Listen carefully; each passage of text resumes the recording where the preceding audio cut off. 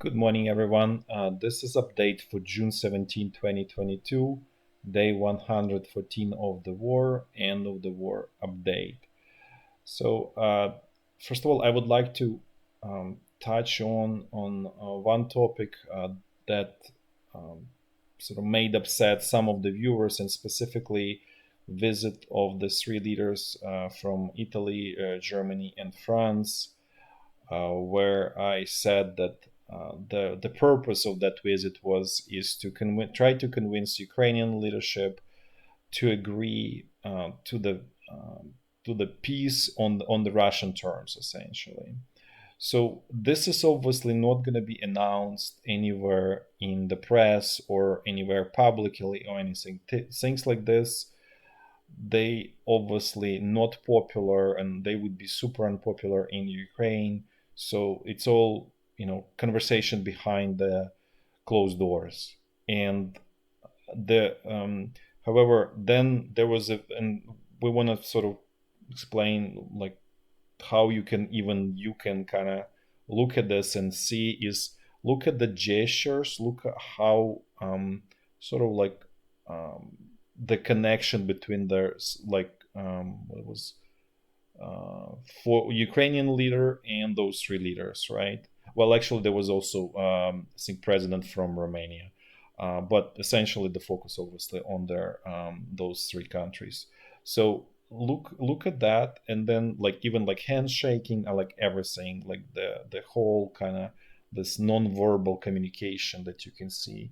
And then today there was unexpected visit by the UK Prime Minister Boris Johnson, and see the difference in non-verbal communication between Johnson and Zelensky. It's a world of the difference relative to other three leaders. That kind of already tells you about their sort of under the table things that are happening. And as so going back to the Johnson's visit, it's unclear why this was such an sort of unannounced, unexpected visit. What caused it? The only outcome that's sort of known is that UK is willing to train 10,000 Ukrainian troops for 120 days on a regular cycle as long as it's needed. This is obviously great thing for Ukrainian army because I believe I mentioned before the training is totally inconsistent. It's not systematic, and in many ways it's not adequate to the situation on the front line. Where, as we all know, it's artillery war at this point. All right, so and the training should definitely include sort of like learnings from World War One and World War Two, because essentially it's sort of some like lighter version of World War One and World War Two in many ways. Not sure if that training in the UK will address, because past like 30 whatever plus years, everybody was not preparing for any major war, and it was probably training was changed to sort of focus more like on light infantry fighting. Nevertheless, it's still better training than probably troops will get in Ukraine, and which again, as I said, is inconsistent in many ways. So some units get decent training, many of them get like basically check mark, we train you something, and even some units don't get any training, and because situation is desperate and they've been thrown on the front line. That happens too. So that's a situation there. Then and there's another sort of line of tension that's developing. Lithuania, which is a country here, as you can see, this is Lithuania. So it announced that it will prevent some of the Russian train traffic through its territory to Kaliningrad region. This is Russia, Kaliningrad region. This is mainland Russia, right? So it's here. So they supply a lot of sort of goods and everything, obviously, through, it comes from Russia, then it goes through Belarus, which is essentially you can call it sort of extension of Russia. It's like two sides of one coin, but they keep the two sides of one coin because it allows, because you have two people instead of one, right? So sort of kind of in a simple way on the international scene, it allows two votes versus one vote. So they keep kind of two, but then the traffic actually goes through Lithuanian territory, and Lithuania said that it will not allow to pass sanctioned goods, and sanctioned goods include even such things as the construction material and steel and stuff like that. So more like a civilian use stuff. So that creates obviously, and that the volume of that traffic is about 50% of the all railroad traffic to Kaliningrad region. So that really means that it's going to be extremely challenging and difficult to sort of keep this region, to keep the economy there, or even sort of not really economy at this point, and probably just some kind of civil society. And so that created a lot of anger inside of Russia, to the point that they were openly discussing so creating this Suwalki corridor from Belarus, which, as we discussed, is essential extension of Russia, to this Kaliningrad region. This is, we're not saying that this is going to happen. This is just probably showing the level of anger and irritation that this decision is creating. I think the solution will be found that this region will be supplied by the sea from St. Petersburg, and which is going to be extremely expensive, and obviously that's not totally viable in many ways, but as a short-term solution, that's probably what's going to be done. Now let's actually switch to the front line, and let's see what's going on there. We're going to walk through the front line in our typical clockwise fashion, starting from the very north, from the Chernihiv and Sumy region in Ukraine, and then Bryansk and Kursk in Belgorod region of the Russian Federation. So again, there is ongoing artillery and mortar fire along the border. Intensity about the same, no meaningful changes. Now let's look what's going on around Kharkiv area, where some level of activity over past about 5 days. So Russian troops are still trying to push Ukrainian troops out of this area along the river. So there's village Rubizhne, we don't see it because of this map scale, and then Starytsya is kind of like a final objective for this attack. So far, the front line holds the way it stabilized about 3 days ago, when Russian troops managed to capture this area here, Starytsya and Ternova, essentially. So they pushed here, but at this point, the Ukrainian side is holding on to this area. Now let's move to Izyum bridgehead, which is here, and let's look what's going on there. So the only news is that, actually surprising news, is that Ukrainian troops managed to push out Russian troops from this village Dmytrivka here. So that's the only news. This is not any kind of like large scale offensive. This is just sort of tactical win that's probably just stays there without any kind of sort of future development or anything like this. This is just tactical win, which means that probably in 2-3 days this village can equally be lost by Ukrainian troops. So this is not a major change in the situation. The Russian troops, where this kind of situation where it matters here is this Bogorodychne and Krasnopillya and Dolyna. Situation here is stable, and Russian troops were not able to push more south in this area. So let's now continue. Let's look what's going on at Severodonetsk area.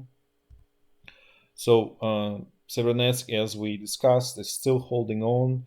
The logistics is insanely difficult.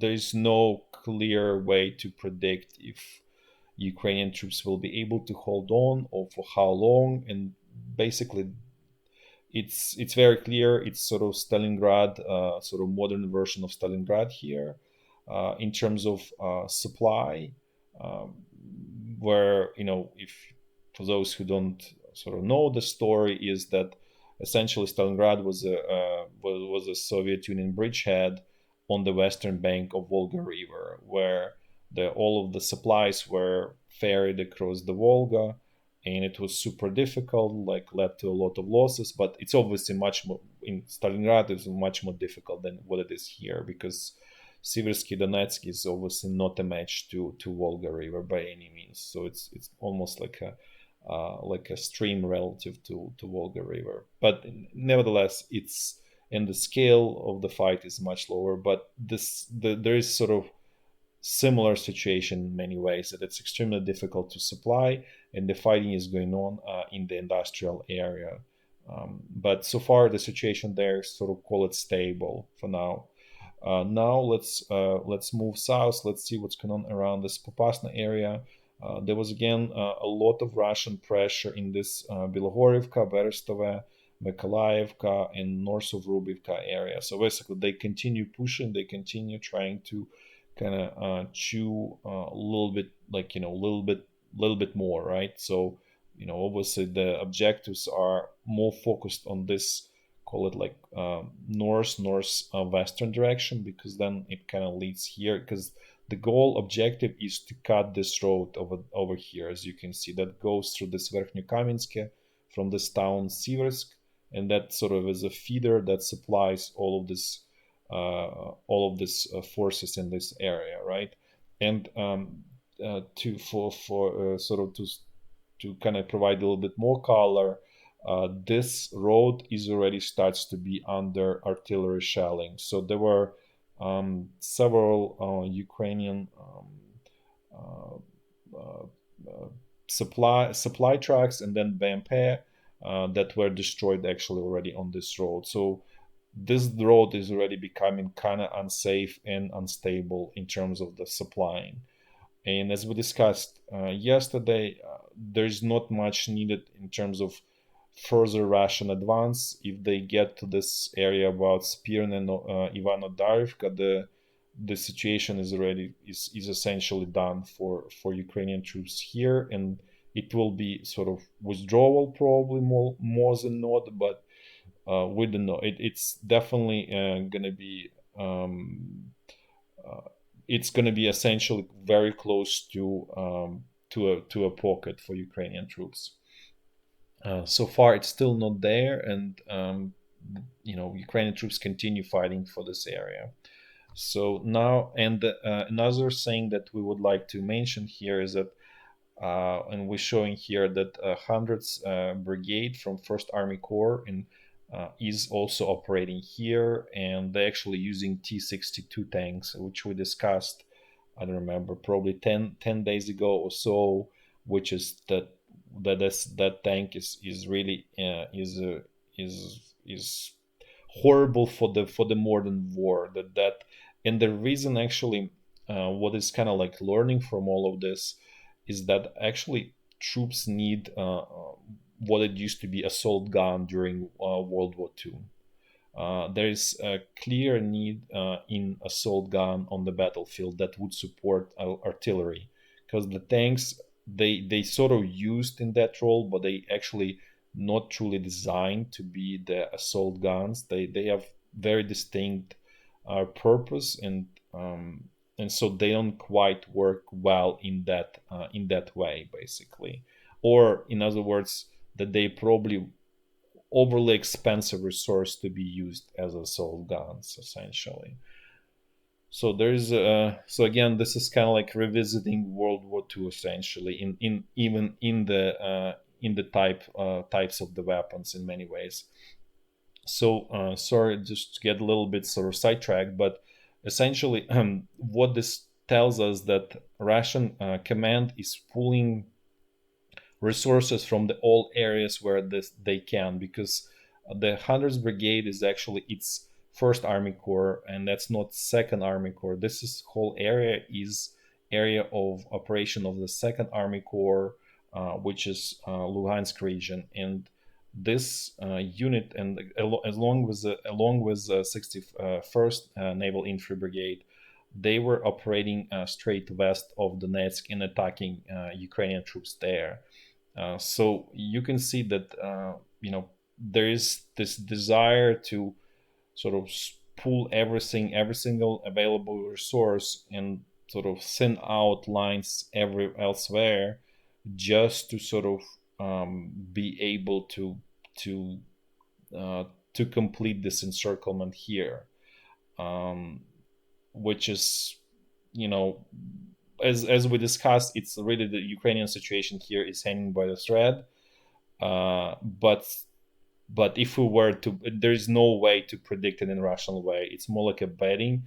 And if we were to bet, it does feel to us that Ukrainian side will be able to hold on here. Just this units, even this 100th Brigade, 61st, they already worn out by themselves units. So it kind of tells us that at this sort of iteration of this fight here in this area, basically Russian side is also exhausted, and as we discussed many times, there is a clear question of looming question of mobilization in Russia.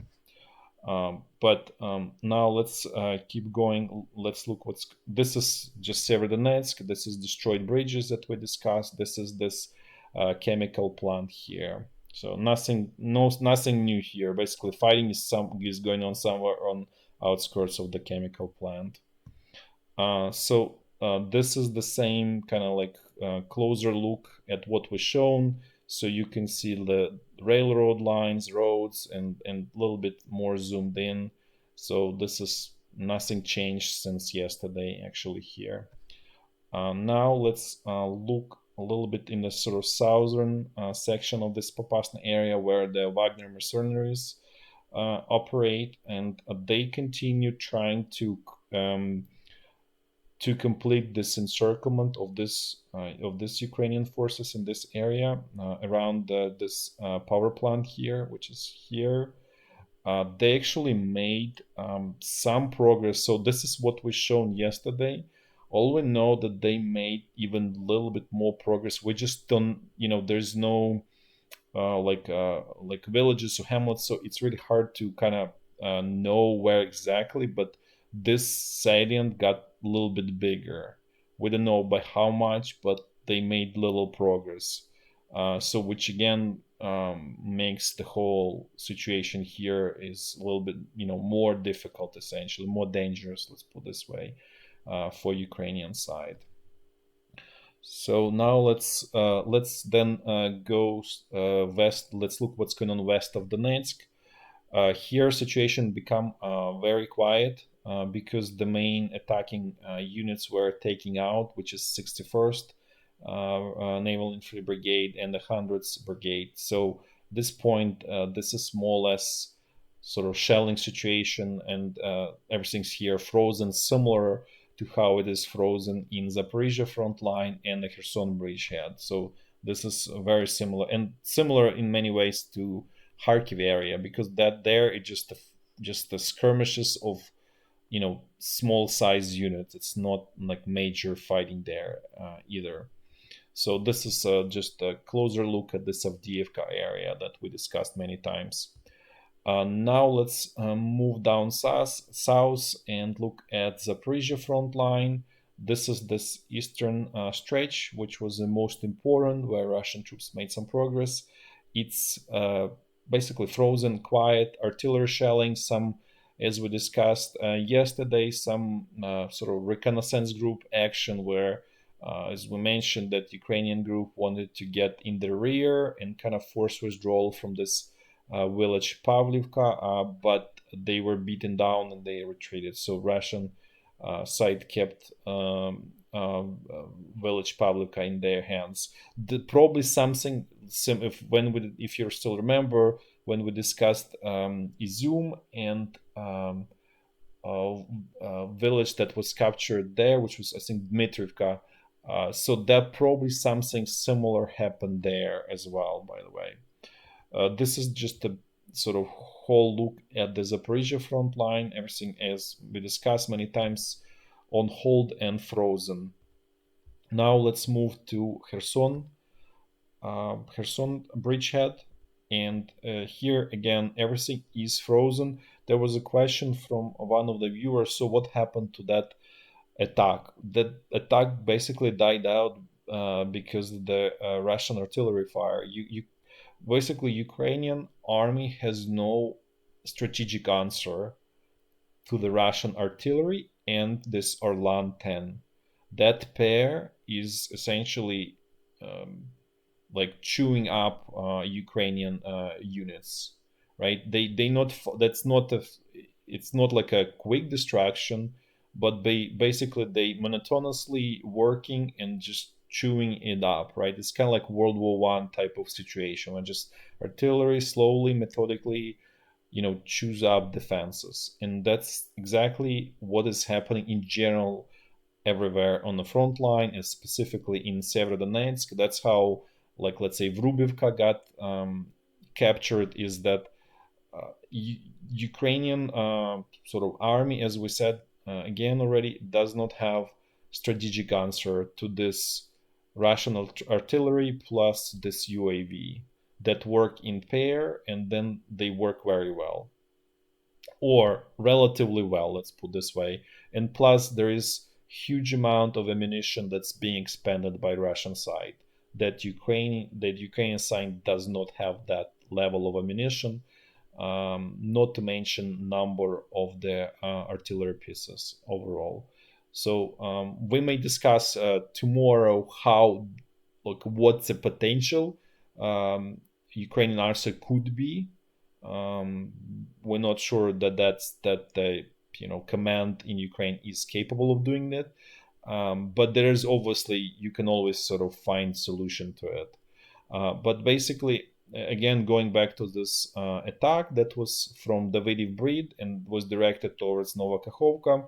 So it died out because, not because there was a lot of Russian troops, but simply because there was enough Russian artillery that essentially creating a firewall in front of Ukrainian troops, and basically that's it, you're done. We still did not, let's actually look here. So this village Bruskinsky, we're still trying to figure out if Ukrainian army still holds this village or not. That's it for today. Thanks for watching, and until tomorrow. Bye bye.